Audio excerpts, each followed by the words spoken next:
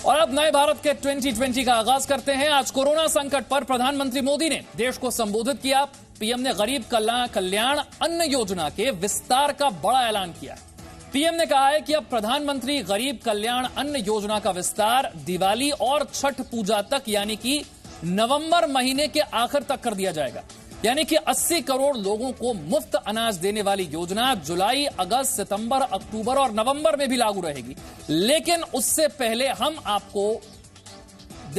आपको तस्वीर इस वक्त की, और अब जरा आपको बताते हैं प्रधानमंत्री के संबोधन की खास बात क्या थी।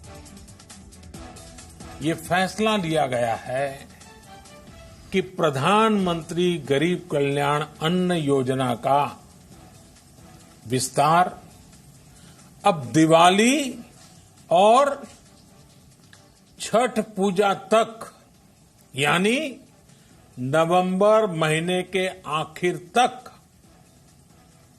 कर दिया जाएगा।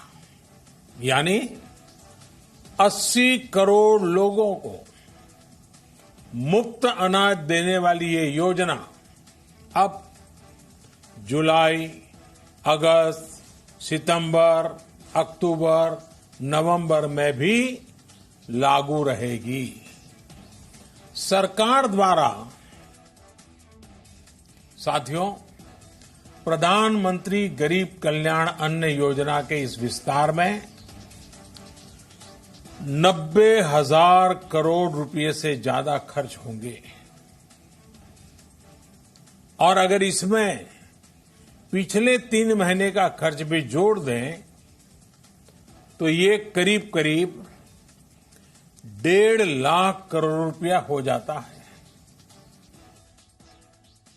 एक और बड़ी बात है जिसने दुनिया को भी हैरान किया है, आश्चर्य में डुबो दिया है, वो ये कि कोरोना से लड़ते हुए भारत में 80 करोड़ से ज्यादा लोगों को 3 महीने का राशन यानी परिवार के हर सदस्य को 5 किलो गेहूं या चावल मुफ्त दिया गया।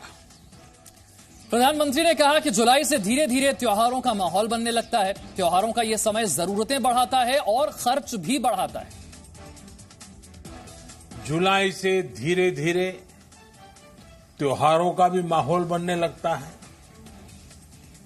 अब आप देखिए, अभी 5 जुलाई को गुरु पूर्णिमा है, फिर सावन शुरू हो रहा है, फिर 15 अगस्त आएगी, रक्षाबंधन आएगा, कृष्ण जन्माष्टमी आएगी, गणेश चतुर्थी आएगी, ओणम होगा, और आगे जाएं तो काटी बिहू है, नवरात्रि है, दुर्गा पूजा है, दशहरा है, दीपावली है, छठी मैया की पूजा है। त्योहारों का ये समय जरूरतें भी बढ़ाता है, खर्च भी बढ़ाता है। यही नहीं, अन्न योजना के विस्तार के अलावा प्रधानमंत्री ने कहा कि गांवों में श्रमिकों को रोजगार देने के लिए प्रधानमंत्री गरीब कल्याण रोजगार अभियान को तेज गति से शुरू किया गया है। इस पर सरकार 50,000 करोड़ रुपए खर्च कर रही है। देश हो या व्यक्ति, समय पर फैसले लेने से, संवेदनशीलता से फैसले लेने से किसी भी संकट का मुकाबला करने की शक्ति अनेक गुना बढ़ जाती है। इसलिए लॉकडाउन होते ही सरकार प्रधानमंत्री गरीब कल्याण योजना लेकर आई। पीएम ने कहा कि बीते 3 महीनों में 20 करोड़ गरीब परिवारों के जनधन खाते में सीधे 31,000 करोड़ रुपए जमा कराए गए। इस दौरान 9 करोड़ से ज्यादा किसानों के बैंक खातों में 18,000 करोड़ रुपए जमा हुए। बीते 3 महीनों में 20 करोड़ गरीब परिवारों के जनधन खातों में सीधे 31,000 करोड़ रुपया जमा करवाए गए।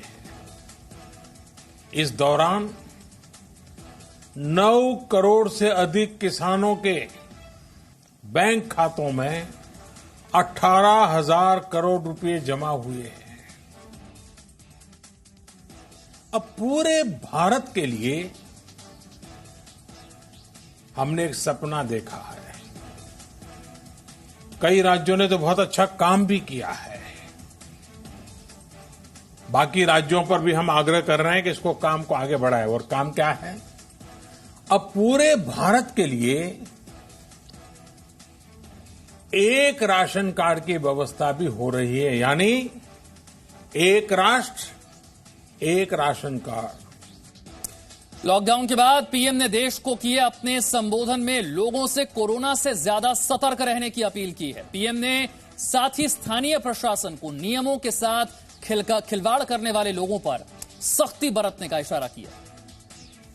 कोरोना वैश्विक महामारी के खिलाफ लड़ते लड़ते अब हम अनलॉक 2 में प्रवेश कर रहे हैं और हम उस मौसम में भी प्रवेश कर रहे हैं जहां सर्दी, जुकाम, खांसी, बुखार, ये सारे न जाने क्या क्या होता है, ये मामले बढ़ जाते हैं। ऐसे में मेरी आप सभी देशवासियों से प्रार्थना है कि ऐसे समय अपना ध्यान रखिए। लॉकडाउन के दौरान बहुत गंभीरता से नियमों का पालन किया गया था। अब सरकारों को, स्थानीय निकाय की संस्थाओं को, देश के नागरिकों को फिर से उसी तरह की सतर्कता दिखाने की जरूरत है। नियमों का पालन नहीं कर रहे हैं, हमें उन्हें टोकना होगा, रोकना होगा और समझाना भी होगा। कोरोना को लेकर भारत के उठाए कदमों की प्रधानमंत्री ने सराहना की और कहा कि सही वक्त पर सही फैसलों की वजह से भारत की स्थिति दुनिया के बाकी देशों से अच्छी है। ये बात सही है कि अगर कोरोना से होने वाली मृत्यु दर को देखें तो दुनिया के अनेक देशों की तुलना में भारत संभली हुई स्थिति में है। समय पर किए गए लॉकडाउन और अन्य फैसलों ने भारत में लाखों लोगों का जीवन बचाया है। प्रधानमंत्री ने कहा, कोरोना को लेकर व्यक्तिगत और सामाजिक लापरवाही बढ़ती जा रही है, लेकिन कोरोना की लड़ाई के लिए बने नियमों का पालन गांव का प्रधान हो या फिर देश का प्रधानमंत्री हो, सबको करना होगा। कोई नियमों से ऊपर नहीं है। ये 130 करोड़ देशवासियों के जीवन की रक्षा करने का अभियान है। भारत में गांव का प्रधान हो या देश का प्रधानमंत्री, कोई भी नियमों से ऊपर नहीं है। प्रधानमंत्री मोदी के देश के नाम संबोधन के बाद पश्चिम बंगाल के मुख्यमंत्री ममता बनर्जी ने अगले साल जून तक लोगों को राशन मुहैया करवाने की बात कही है और साथ ही ममता बनर्जी ने भारत और चीन सीमा विवाद पर सरकार का समर्थन किया। আর ওনারা নভেম্বর পর্যন্ত করেছেন, তো আমি এটা আগামী বছর জুন মাস পর্যন্ত বাড়িয়ে দিলাম ফ্রি রেশন। আগামী বছর জুন মাস পর্যন্ত বাড়িয়ে দিলাম যাতে লোকে দুটো খাদ্য খেতে পারে। प्रधानमंत्री मोदी के भाषण पर कांग्रेस के नेता राहुल गांधी ने प्रतिक्रिया दी है। उन्होंने ट्वीट किया है और ट्वीट में एक शेर लिखकर तंज किया है। लिखा है कि तू इधर उधर की न बात कर, ये बता कि काफिला कैसे लुटा। मुझे रहजनों से गिला तो है पर तेरी रहबरी का सवाल। और अब खबर जम्मू कश्मीर से है। अनंतनाग में आज 2 आतंकी मारे गए हैं जबकि एक कमांडर भागने में कामयाब रहा है। अनंतनाग के वघामा इलाके में आज सुबह सुरक्षा बलों और आतंकियों के बीच मुठभेड़ हुई। इस एनकाउंटर में 26 जून को सीआरपीएफ की पेट्रोलिंग पार्टी पर हमला करने वाले आतंकी मारे गए। पुलिस और सुरक्षा बलों की साझा कार्रवाई में पिछले 24 घंटे में 5 आतंकी मारे जा चुके हैं। भी एक अनंतनाग डिस्ट्रिक्ट में इनकाउंटर हुआ, जैसा मैंने बता दिया।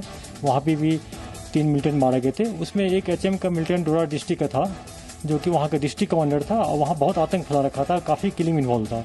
उसके मारे जाने से डोडा डिस्ट्रिक्ट मिलिटेंट से फ्री हो गया है। लद्दाख में सीमा पर तनाव कम करने के लिए आज भारत और चीन के कोर कमांडर स्तर के अधिकारियों की बैठक हो रही है। सूत्रों के मुताबिक ये बातचीत लद्दाख के चूशुल में भारत की सीमा पर बने बॉर्डर पर्सनल मीटिंग पॉइंट पर हो रही है। गलवान में संघर्ष के बाद दोनों देशों के बीच ये तीसरी कोर कमांडर स्तर की बातचीत है। 22 जून को हुई बैठक में यह तय हुआ था कि तनाव खत्म किया जाएगा और दोनों देशों के सैनिक वास्तविक नियंत्रण रेखा यानी LAC से पीछे हटेंगे, लेकिन LAC पर हालात नहीं बदले हैं। एप्पल के ऐप स्टोर और गूगल प्ले स्टोर से चीन के मोबाइल ऐप टिकटॉक को हटा दिया गया है। वहीं भारत में प्रतिबंध लगने के बाद टिकटॉक ने अपनी तरफ से सफाई जारी की।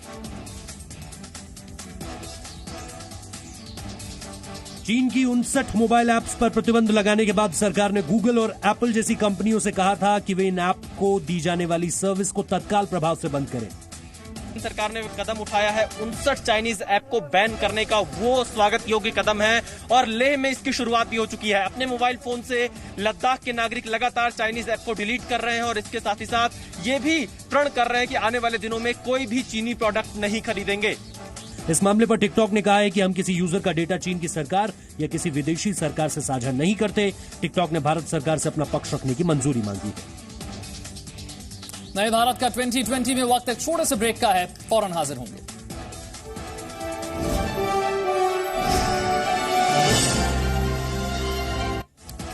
आंध्र प्रदेश के विशाखापट्टनम में एक फार्मा कंपनी की फैक्ट्री में गैस लीक हुई और इस हादसे में 2 लोगों की मौत हो गई। 4 लोगों को अस्पताल में भर्ती कराया गया है। सेनर life sciences private limited company की फैक्ट्री में ये गैस लीक हुई। गैस रिसाव के बाद प्रशासन और पुलिस की टीम मौके पर पहुंची, राहत कार्य चलाया गया। और अब से कुछ देर बाद शाम Presenting B News app available on Google Play and App Store. Download it now.